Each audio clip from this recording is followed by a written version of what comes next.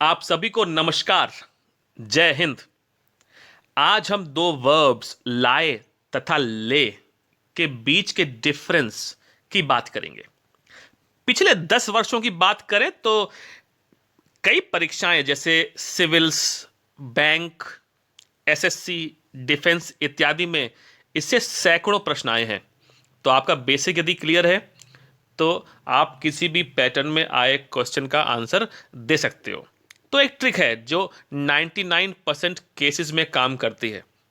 फिर चाहे वो प्रश्न स्पॉट द एरर में आया हो, फिल इन द ब्लैंक्स में आया हो, सेंटेंस इंप्रूवमेंट में आया हो या किसी और पैटर्न में आया हो, आपको ये ट्रिक हर जगह हेल्प करेगी।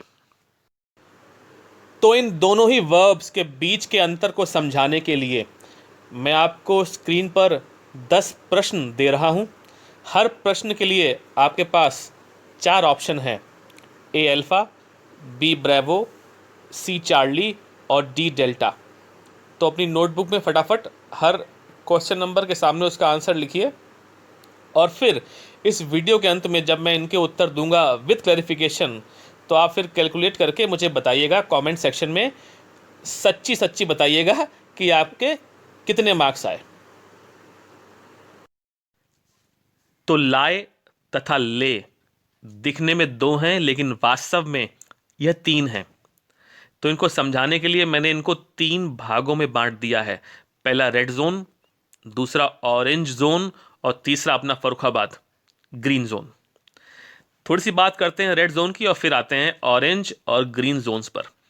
तो रेड जोन में जो वर्ब लाए दिख रही है आपको और उसकी फॉर्म्स हैं, इनका प्रयोग तब करते हैं जब झूठ बोलने की बात होती है। तो ही लाइज टू मी, वह मुझसे झूठ बोलता है। ही लाइड टू मी, उसने मुझसे झूठ बोला। He has light to me, उसने मुझसे झूठ बोला है। और he is lying to me, वह मुझसे झूठ बोल रहा है। तो लाए अगर झूठ बोलने की बात हो तो एक नाउन भी है। तो ही टेल्स मी अ लाए या ही टेल्स मी लाइज एक ही बात है। ही टोल्ड मी अ लाए या ही टोल्ड मी लाइज एक ही बात है। ही हैज टोल्ड मी अ लाए या he has told me lies एक ही बात है। ही इज टेलिंग मी अ लाए या he is telling me lies एक ही बात है। अब बात करते हैं ऑरेंज जोन और ग्रीन जोन में मौजूद वर्ब्स और उनकी फॉर्म्स की। तो ये ऑरेंज जोन और ग्रीन जोन में जो वर्ब्स हैं ये पोजीशन या मूवमेंट की बात करती हैं।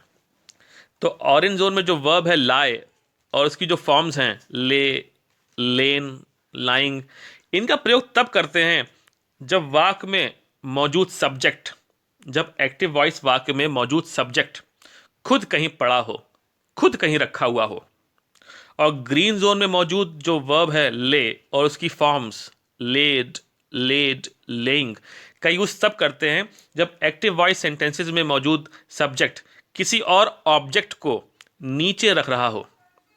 तो ऑरेंज जोन में जो वर्ब है उसकी फॉर्म्स हैं, अगर इनका मतलब यह है कि सब्जेक्ट खुद नीचे पड़ा है, खुद रखा हुआ है, तो इन्हें ऑब्जेक्ट की आवश्यकता नहीं पड़ती है और इनका पैसिव भी नहीं बनता है।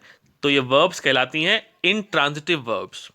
जबकि ग्रीन जोन में जो वर्ब्स हैं इनको ऑब्जेक्ट की आवश्यकता होती है और इनका पैसिव भी बन सकता है। ये कहलाती हैं ट्रांजिटिव वर्ब्स। तो इस ट्रिक से कि कब सब्जेक्ट खुद कहीं रखा हुआ है, खुद पड़ा हुआ है, या सब्जेक्ट कब किसी ऑब्जेक्ट को नीचे रख रहा है, इस अंतर को समझ के हम हर प्रश्न का, हर इस तरह के प्रश्न का उत्तर दे सकते हैं। अब स्टार्ट करते हैं पीछे दिए हुए क्वेश्चंस का आंसर विद क्लैरिफिकेशन देने का। तो पहला प्रश्न है she dash on the floor last night. तो आपको दिख रहा है ब्लैंक के बाद कोई प्रत्यक्ष ऑब्जेक्ट नहीं है जो सेंस हम निकाल सकें कि शी ने किसी चीज को नीचे रखा। इसका मतलब यहां पे हम वर्ब पिक करेंगे ऑरेंज जोन से, लाए, ले, लेन और लाइंग से। तो पास की बात हो रही है, लास्ट नाइट की बात हो रही है, तो आंसर है ब्रेवो, ले, LAY, ले। क्योंकि अल्फा में लेड है, वो तो तब यूज करते हैं जब कोई चीज नीचे रखते हैं। चार्ली में लेन है, थर्ड फॉर्म सीधी तो आएगी नहीं शी के बाद।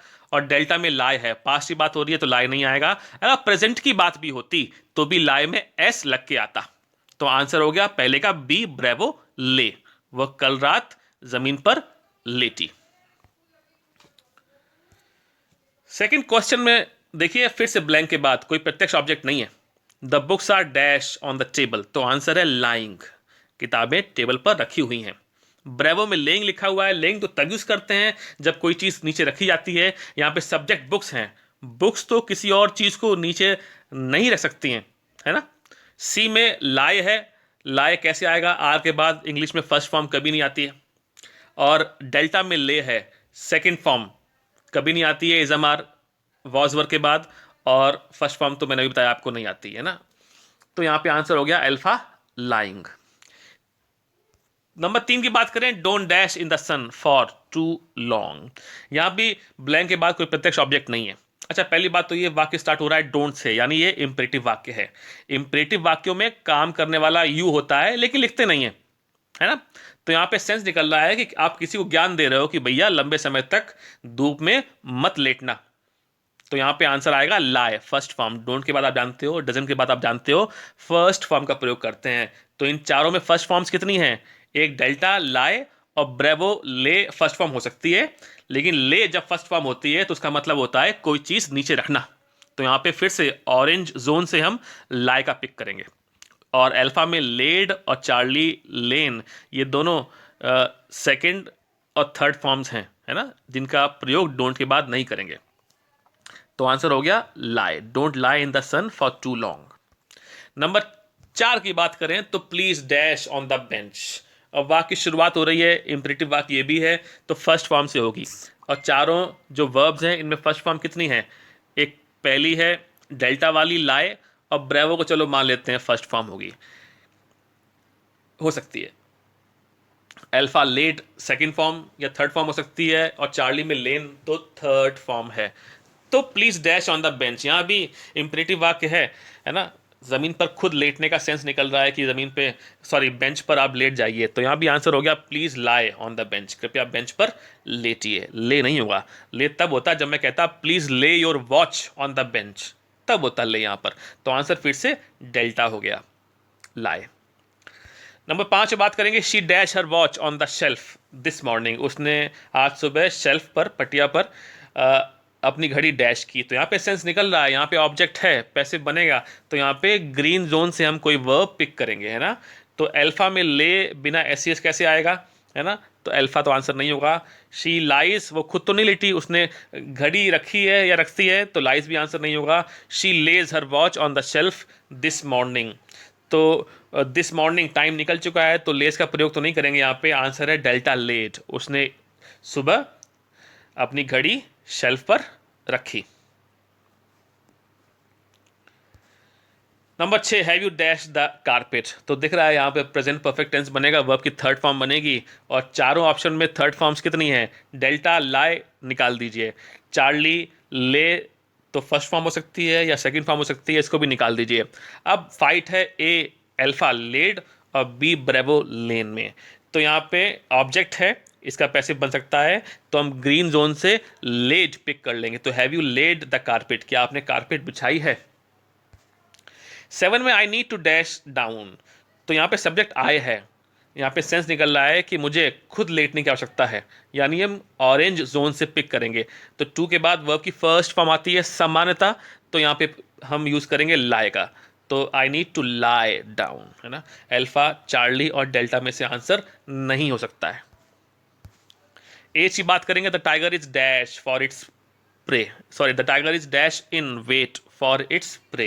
तो यहाँ पे आंसर है the tiger is lying. Sense निकल रहा है कि शेर खुद लेटा हुआ है, शिकार की तलाश में उसका वेट कर रहा है ना। तो यहाँ पे ऑरेंज जोन से पिक कर लेंगे लाइंग। तो अल्फा, चार्ली और डेल्टा यहाँ पे आंसर नहीं हो सकता है। वैसे भी helping verb is am are was verb के बाद फर्स्ट फॉर्म कभी नहीं आती है, तो चार्ली तो आंसर कभी नहीं हो सकता। सेकंड फॉर्म भी नहीं आती, तो डी डेल्टा भी किसी तरह से आंसर नहीं हो सकता है। और तो जो फाइट है इस क्वेश्चन में वो अल्फा और ब्रेवो, लेइंग और लाइंग में है। तो आंसर हो गया the tiger is lying in wait for its prey. Number 9 की बात करें तो I will dash my head on the desk. तो हो सकता है कोई बंदा थक गया हो, परेशान हो, वो कह रहा है कि मैं अपना सर डेस्क पर रखूंगा। तो यहाँ पे ऑब्जेक्ट है, इसका पैसिव बन सकता है। तो यहाँ पे ग्रीन जोन से हम पिक करेंगे विल के बाद वर्ब की फर्स्ट फॉर्म का। तो आंसर हो गया ले, I will lay my head on the desk. मैं खुद नहीं लेटूंगा, मैं कह रहा हूँ मैं अपना सर डेस्क पर रखूंगा। तो यहाँ पे आंसर ए अल्फा ले हो गया है, ब्रेवो चार्ली डेल्टा में से आंसर नहीं होगा। बात करते हैं लास्ट क्वेश्चन की, डैश योर नोटबुक्स हियर। तो यहाँ पे फिर से एक इंपरेटिव वाक्य आ गया है, लेकिन ऑब्जेक्ट है, ऑब्जेक्ट है यहाँ पे योर नोटबुक्स। तो यहाँ पे हम यूज करेंगे ले का। अल्फा में जो लिखा है ले योर नोटबुक्स हियर, अपनी बुक्स यहाँ पे रखिए। ये भी इंपरेटिव वाक्य है ना, काम करने वाला यू इसमें मिसिंग होता है इन वाक्यों में, तो हम ले का प्रयोग करेंगे। ब्रेवो चार्ली और डेल्टा से आंसर नहीं होगा। तो इस ट्रिक से कि सब्जेक्ट खुद पड़ा हुआ है या किसी और को नीचे रख रहा है, से आप समझ सकते हो कि इस तरह के प्रश्नों में आंसर कैसे देना है। तो इस वीडियो में इतना ही रखते हैं, बहुत जल्द और वीडियोस भेजेंगे। कोई आप चाहते हो कि वीडियो हम बना के भेजें किसी टॉपिक पे, तो आप कमेंट सेक्शन में ग्रुप में रिक्वेस्ट अपनी भेज सकते हो। और अंत में इतना ही कहूँगा, वही बात कहूँगा जिसके बगैर किसी भी यूट्यूबर का खाना हजम नहीं होता है, वो ये कि अगर आपको ये वीडियो अच्छा लगा हो, कुछ फ़ायदा मिला हो, तो आप इस वीडियो को लाइक करिए, मेरे चैनल को सब्सक्राइब करिए। इतना रखते हैं आज के लिए। Have a nice time. Thank you. जय हिंद।